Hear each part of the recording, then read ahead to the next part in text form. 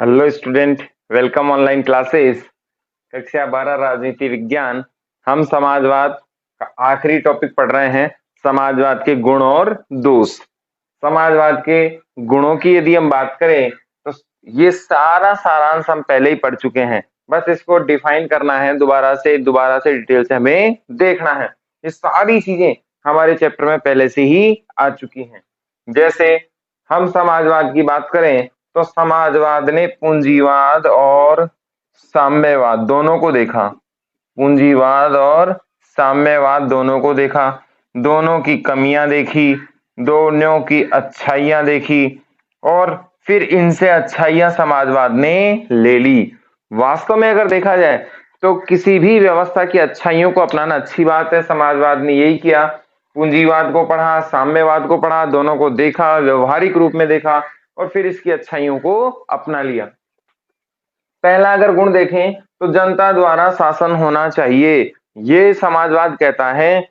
हमने देखा था पूंजीवादी व्यवस्था में अमीरों के शासन की बात की गई, साम्यवादी व्यवस्था में गरीबों के शासन की बात की। दोनों ही जगह राज्य को कमजोर माना गया, संसद को कमजोर बनाने की बात कही गई। इनका मानना था कि संसद कमजोर होनी चाहिए ताकि व्यक्ति की स्वतंत्रता ज्यादा हो। समाजवाद इसके विपरीत है।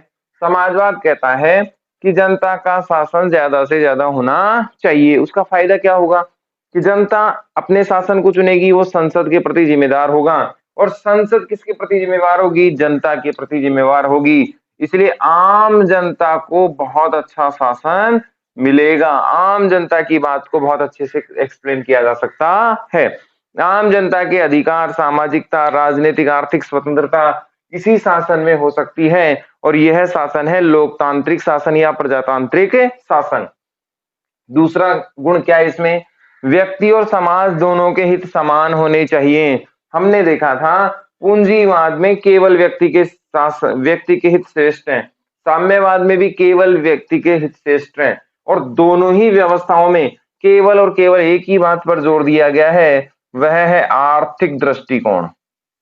मानव को क्या माना गया है? आर्थिक प्राणी माना गया है और आर्थिक विजन पे ही फोकस यहाँ पर किया गया है। जबकि देखें व्यक्ति और समाज दोनों के हित की बात समान रूप से समाजवाद कहता है कि व्यक्ति के बिना स्वतंत्रता के समाज संभव नहीं है। समाज की स्वतंत्रता भी होनी चाहिए, समाज का बंधन भी होना चाहिए, लेकिन दोनों की समानता।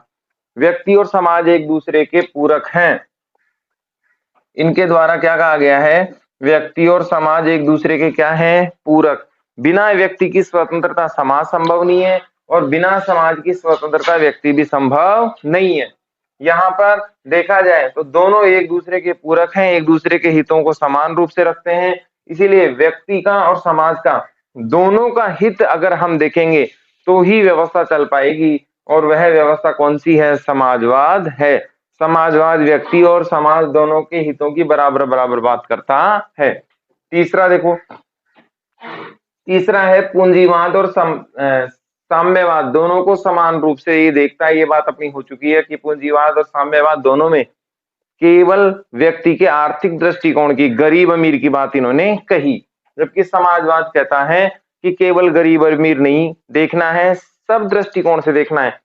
समानता है, राजनीतिक समानता है, आर्थिक समानता है, व्यवहारिक समानता है, नैतिकता है, सामाजिकता है, सारी चीजें समाज में होती हैं, वो सब चीजें कौन देखता है? समाजवाद देखता है। इसके बाद है सभी प्रकार की स्वतंत्रता की बात, ये हम अभी कर चुके हैं।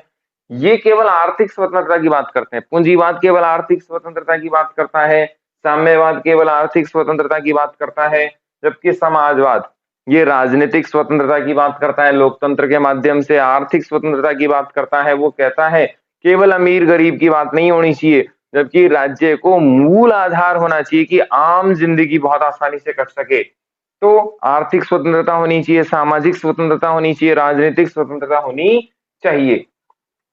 अब ये निजी संपत्ति का समर्थक है और ये निजी संपत्ति का विरोधी। समाजवाद निजी संपत्ति का विरोधी है, लेकिन साथ में ये कहता है कि निजी संपत्ति होनी चाहिए। क्यों होनी चाहिए? क्योंकि निजी संपत्ति कहीं ना कहीं सुख देती है, आपातकालीन समस्याओं को मेट सकती है। निजी संपत्ति, अगर किसी की निजी फैक्ट्री है तो वो बहुत सारे लोगों को रोजगार भी दे सकता है, बहुत सारे लोगों को वो सहायता कर सकता है, आपातकालीन परिस्थितियों में देश राज्य की सहायता वो कर सकता है। इसीलिए सीमित मात्रा में निजी संपत्ति होनी चाहिए। ये निजी संपत्ति को समाप्त करने की बात नहीं कहता, जबकि साम्यवाद निजी संपत्ति को समाप्त करने की बात कहता है। पूंजीवाद निजी संपत्ति का प्रबल समर्थक है। अगली अगर बात करें तो नैतिकता और धर्म पर ये जोर देता है, जबकि यहां नैतिकता धर्म का कोई नामो निशान ही नहीं है।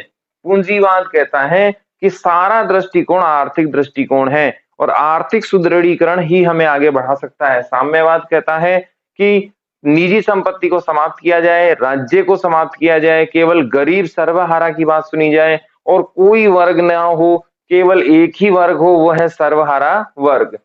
जबकि ये क्या कहता है कि बिना नैतिकता के कुछ भी संभव नहीं हो पाएगा। जो भी चीज है वो धर्म है, धर्म आधारित नियम कानून होने चाहिए। हमने ये भी पढ़ा था कि जितने भी समाजवादी हैं उन्होंने समाजवाद का विचार कहां से लिया है? धर्म से लिया है।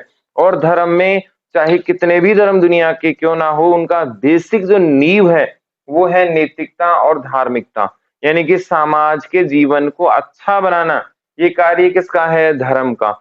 अच्छे नियम, संस्कार, चरित्रवान होना, सामाजिकता, जन कल्याण, दूसरों की सुरक्षा, राज्य की सुरक्षा, परम लोक कल्याणकारी व्यवस्थाएं, ये सब कहां से आती हैं? धर्म से आती है।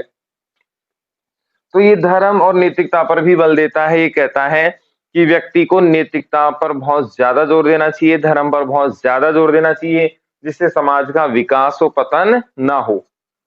विकेंद्रीकृत शासन, ये हम पहले भी पढ़ चुके हैं। ऐसी व्यवस्था जिसमें शासन का केंद्र एक जगह ना हो, जबकि बहुत सारी भागों भुजाओं में ये बांट दिया जाए, विकेंद्रीकृत शासन कहलाता है। जैसे नरेंद्र मोदी जी की सरकार केवल भारत में एकमात्र सरकार होती और पूरे देश का शासन यही चलाती, तो ये केंद्रीकृत शासन कहलाता। जबकि अभी क्या है? विकेंद्रीकृत शासन। नरेंद्र मोदी जी, उसके बाद गहलोत साहब। राज्यों की बात करें, बहुत सारे राज्यों में सीएम साहब हैं, विधानसभाएं हैं। उसके बाद पंचायती राज है। हमें ये देखने को मिलता है, भारत में बात करें तो नरेंद्र मोदी जी की सरकार, उसके बाद विधानसभाओं में अशोक गहलोत साहब है राजस्थान में, फिर पंचायती राज। तो शासन का एक स्तर से ज्यादा स्तर में होना, शासन का एक स्तर से बहुत सारे स्तरों में बढ़ जाना, विकेंद्रीकृत शासन कहलाता है।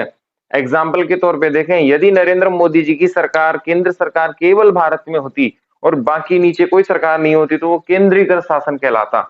एक ही जगह से पूरे देश में शासन चलना केंद्रीकृत कहलाता है। अपने अधीनस्थों के माध्यम से शासन की शक्तियों को बांटकर कार्य किया जाता है, तो विकेंद्रीकृत शासन कहलाता है। समानता सामाजिकता पर बल, हम पहले ही पढ़ चुके हैं कि पूंजीवाद और साम्यवाद में समानता पर जोर नहीं दिया गया, वर्ग विशेष पर जोर दिया गया। जबकि समाजवाद समानता सामाजिकता पर बल देता है। समाजवाद ने कहा कि समाज में जब तक समानता नहीं आएगी तब तक विकास संभव नहीं है, विरोध होता ही रहेगा। सामाजिकता जब तक नहीं आएगी तब तक विरोध होता ही रहेगा। सामाजिकता क्या है? समाज के नियम के अनुसार समाज में सभी को इक्वलिटी, समानता मिले, सामाजिकता कहलाती है। वास्तव में सामाजिकता हम लोग पढ़ चुके हैं संस्कृतिकरण में। हमारे समाज की जो भी गतिविधियां हैं उनका पालन करना सामाजिकता कहलाती है। तो यहाँ पर समाजवाद के गुण हो गए कंप्लीट। जनता का शासन होना चाहिए, व्यक्ति समाज दोनों के हितों की बात होनी चाहिए। पूंजीवाद साम्यवाद दोनों की अच्छी बातें ली है इसने। सभी स्वतंत्रताओं की ये बात करता है। सीमित संपत्ति की बात करता है, सीमित निजी संपत्ति की बात करता है। नैतिकता और धर्म पर ये बहुत ज्यादा जोर देता है। विकेंद्री शासन का समर्थन करता है। समानता सामाजिकता पर ये जोर देता है। अगला बिंदु है समाजवाद के दोष। समाजवाद के दोषों में पहला देखें तो यह कोई स्पष्ट विचारधारा नहीं है, ये अस्पष्ट विचारधारा है। कैसे? कुछ समाजवादी राष्ट्रीयकरण पर जोर देते हैं, जबकि कुछ सामाजिकरण पर जोर देते हैं। ऐसे में सवाल उठता है कि विचारधारा कौन सी अपनाई जाए? राष्ट्रीयकरण पर जोर देने का मतलब हुआ नियंत्रण ज्यादा स्थापित करना, और सामाजिकरण हम बहुत डिटेल से पढ़ चुके हैं।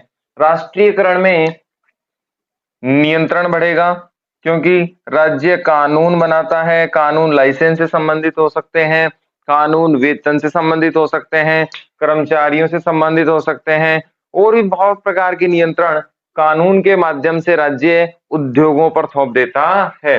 इसीलिए स्पष्ट नहीं कर पाते कि ये विचारधारा किस प्रकार से है। इसमें अगली बात अगर हम करें तो ये बात करता है निजी संपत्ति के नियंत्रण में कमी, या निजी संपत्ति होनी चाहिए लेकिन वो कम मात्रा में होनी चाहिए। इसमें यहां भी प्रॉब्लम आ रही है। प्रॉब्लम ये है कि निजी संपत्ति कितनी होनी चाहिए ये स्पष्ट नहीं किया। निजी संपत्ति को मॉनिटरिंग कैसे किया जा सकता है, और निजी संपत्ति की आड़ में भ्रष्टाचार बढ़ेगा कैसे बढ़ेगा, क्योंकि निजी संपत्ति की लिमिट तो यहाँ पर कुछ है नहीं। ऐसी स्थिति में समाज में जो शॉर्टकट अपनाने वाले हैं वो निजी संपत्ति के नाम पर कहीं ना कहीं राज्य को टैक्स की चोरी करने लग जाएंगे। गलत तरीके से निजी संपत्ति का अर्जन होगा जो राज्य के लिए सही चीज नहीं है, और आर्थिक विषमताओं को पैदा करने में ये कहीं ना कहीं बढ़ोतरी करेगा। तो पहला इसमें ये हुआ कि इसकी स्पष्ट विचारधारा नहीं है कि राष्ट्रीयकरण होना चाहिए, ये सामाजिकरण होना चाहिए। सामाजिकरण में कंप्लीट नियंत्रण जनता के हाथ में होता है, राष्ट्रीयकरण में कंप्लीट नियंत्रण सरकार के हाथ में होता है। राज्य की कानून व्यवस्था राज्य के द्वारा चलाई जाती है। अगला ये कहता है कि निजी संपत्ति का नियंत्रण समाप्त नहीं होना चाहिए, होनी चाहिए, लेकिन वो कितनी मात्रा में होनी चाहिए ये बता नहीं पाता है। में अगला दोष है एक दूसरे के विरोधी तत्वों को स्थान इसने दे दिया। एक दूसरे के विरोधी तत्वों को स्थान इसने अपनी विचारधारा में दे दिया। जैसे लोकतंत्र की बात यह करता है, लोकतंत्र हमेशा स्वतंत्रता की बात करता है। ये समाजवाद की भी, समाजीकरण की या समाजवाद की भी बात करता है, तो समाजवाद नियंत्रण लाता है। सामाजिक व्यवस्था हमेशा क्या लाती है? नियंत्रण। लोकतंत्र हमेशा क्या लाता है? स्वतंत्र। और ये एक दूसरे के क्या हो गए? अलग अलग पार्ट्स हो गए कि नियंत्रण में स्वतंत्रता नहीं आ सकती और स्वतंत्रता में नियंत्रण नहीं आ सकता। इसीलिए समाजवाद एक दूसरे के विरोधी तत्वों को स्थान देने में कामयाब हो गया। इसलिए स्पष्ट विचारधारा निकल कर आना संभव नहीं है। लोकतंत्र की यदि बात देखें तो यहाँ पर जो स्वतंत्रता होती है वो सकारात्मक स्वतंत्रता होती है, और यह राज्य को जब ही मिल पाएगी जब वहां पर नियंत्रण होगा बहुत ज्यादा कम। समाजवाद, सामाजिकरण, समाज के शासन की बात करें तो समाज अपने रूल रेगुलेशन, रीति रिवाज, परंपराओं के नाम पर जनता को बांध देता है या जनता पर क्या कर लेता है? नियंत्रण कर लेता है। इसका नुकसान यह है कि जनता चाहकर भी समाज के नियमों को उल्लंघन नहीं कर सकती, तोड़ नहीं सकती है। ऐसे में कहीं ना कहीं नियमों को नहीं तोड़ सकती, इससे कहीं ना कहीं प्रॉब्लम क्रिएट होती है। अगला बिंदु है इसमें प्राकृतिक संभावनाओं के विरुद्ध या प्राकृतिक समानता के विरुद्ध। अगर हम देखें तो प्रकृति ने सभी को अलग अलग बनाया है, चाहे वो शारीरिक रूप से हो, चाहे वो मानसिक रूप से हो।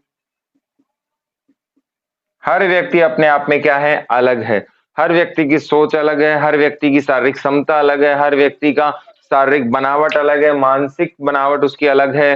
तो वह व्यक्ति अपनी कैपेसिटी के अनुसार या अपनी ताकत के अनुसार वेतन या कमाई भी अलग अलग प्रकार से करता है। सोचने की शक्ति भी अलग अलग प्रकार से होती है, उसकी सक्सेस भी अलग अलग होती है, उसका फील्ड भी अलग होता है। जब प्रकृति ने सबको अलग अलग बनाया है, ऐसे में समाजवाद उन्हें समान कैसे बना सकता है? और सबसे बड़ी समस्या यहाँ पर यह भी है कि एक व्यक्ति अपने बल के दम पर यदि शासन स्थापित कर लेता है तो उसे शासन करने में आपत्ति नहीं होनी चाहिए, क्योंकि उसमें बल क्या है? ज्यादा, और वह उस शासन का भोगने योग्य है। एक व्यक्ति अपने दिमाग से वेतन ज्यादा लेता है, कमाता ज्यादा है, तो उसे खर्च करने का अधिकार होना चाहिए। समाज के द्वारा या राज्य के द्वारा बाहरी नियंत्रण से उसके वेतन में कमी नहीं आनी चाहिए, क्योंकि उसने मेहनत ज्यादा की इसलिए कमाया भी ज्यादा।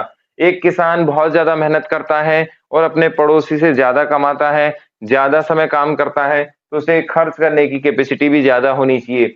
जबकि समाजवाद कहता है कि सबको समान रखना चाहिए, इसीलिए नियंत्रण स्थापित करता है, अमीरों को टैक्स ज्यादा देने की बात करता है, जो सही चीज नहीं है, क्योंकि प्रकृति में असमानता व्याप्त है। प्रकृति में जन्मजात असमानता है। जन्मजात असमानता के कारण जो असमानताएं पैदा हुई हैं, उनको ध्यान में रखें तो समाजवाद भी गलत तरीके से पेश आ रहा है। क्यों? जब प्रकृति ने ही असमानता की है, छोटा बड़ा वेतन से, आर्थिक, राजनीतिक, सामाजिक दृष्टिकोण से, हर प्रकार से हर व्यक्ति अलग है, तो हमें समानता नहीं लानी चाहिए। जिस व्यक्ति को जो विशेष अधिकार हैं, जो विशेष कार्य उसने किया है, वह उसके भोगने का अधिकारी बनता है। समाजवाद के दोषों में अगर अगली बात करें तो भ्रष्टाचार की भी बात आती है। समाजवाद कहीं ना कहीं भ्रष्टाचार को फैलावा देता है। भ्रष्टाचार के साथ साथ इसमें नौकरशाही की दादागिरी आ जाएगी, नौकरशाही पनपेगी, लाल फीता सिस्टम बढ़ेगा, भाई भतीजावाद आएगा, और ये सारी व्यवस्थाएं समाज को भ्रष्ट कर देंगी, समाज को पनपने नहीं देंगी, क्योंकि इसमें अयोग्यों को आगे बढ़ाया जाता है। समानता की अगर बात करें, कानून की बात करें, राज्य की बात करें, तो इसमें योग्य व्यक्ति साइड में हट जाएंगे और अयोग्य व्यक्ति बहुत आगे निकल कर आ जाएंगे। क्यों? ये कहता है कि जो बहुत ज्यादा वेतन कमाता है, अमीर व्यक्ति है, उस पर क्या लगाया जाएगा? टैक्स, और गरीबों को आगे बढ़ाया जाएगा, जिससे क्या आ जाएगी? समानता आ जाएगी। तो इससे यहाँ भी ये जान पड़ता है कि अयोग्यों को आगे बढ़ाने का कार्य ये करता है, जिससे कहीं ना कहीं अराजकता का माहौल समाज में बढ़ेगा और कहीं ना कहीं नौकरशाही इसमें हावी हो जाएगी। जो इंटेलिजेंट लोग रहेंगे नौकरशाही के, वो समाज पर आधिपत्य कर लेंगे। नेता वर्ग है, वो इतना योग्य नहीं रह पाता है कि वह नौकरशाही का मुकाबला कर सके और नौकरशाही पूरे शासन पे स्थापित हो जाएगी। लाल फीताशाही की बात करें तो ये भी नौकरशाही का सिस्टम होता है। भाई भतीजावाद, यानी कि जो स्थापित हो चुके हैं वही व्यक्ति लगातार आगे बढ़ते हुए चले जाएंगे। इसमें लास्ट बिंदु है उपभोक्ताओं के हितों को नुकसान। यदि हम पूंजीवाद की बात करें, आखिरी बिंदु है इसमें उपभोक्ता के हितों का नुकसान। यदि हम पूंजीवाद की बात करें तो अमीर व्यक्ति अपने पैसे के दम पर जो चाहे सामान खरीद सकता है, जो चाहे जिन चीजों का उपभोग कर सकता है और उसको स्वतंत्रता दी जाती है। जबकि समाजवाद ये कहता है कि अमीर व्यक्ति पर ज्यादा टैक्स होना चाहिए और उसे गरीब व्यक्ति के बराबर लाने का कार्य किया जाएगा, ताकि सब क्या हो? समान हो, सबके उपभोक्ता के अधिकार बराबर हों। तो कहीं ना कहीं जो व्यक्ति अपने लिए स्टैंडर्ड का अच्छी लाइफ जीना चाहता है पैसे के दम पर, स्वास्थ्य सेवाओं में बहुत अच्छा रहना चाहता है, शिक्षा में बहुत अच्छा जाना चाहता है, एक्स्ट्रा अमाउंट खर्च कर रहा है, फ्लाइट यूज करना चाहता है, ऐसे में समाजवाद उस पर क्या लगा देता है? प्रतिबंध लगा देता है। तो ये सही चीज नहीं है। क्यों? क्योंकि उसने अपने दम पर ये सारी चीजें प्राप्त की हैं और उस पर नियंत्रण नहीं होना चाहिए। तो ये प्रमुख दोष समाजवाद के यहाँ पर समाप्त होते हैं। समाजवाद चैप्टर भी यहाँ पर होता है समाप्त।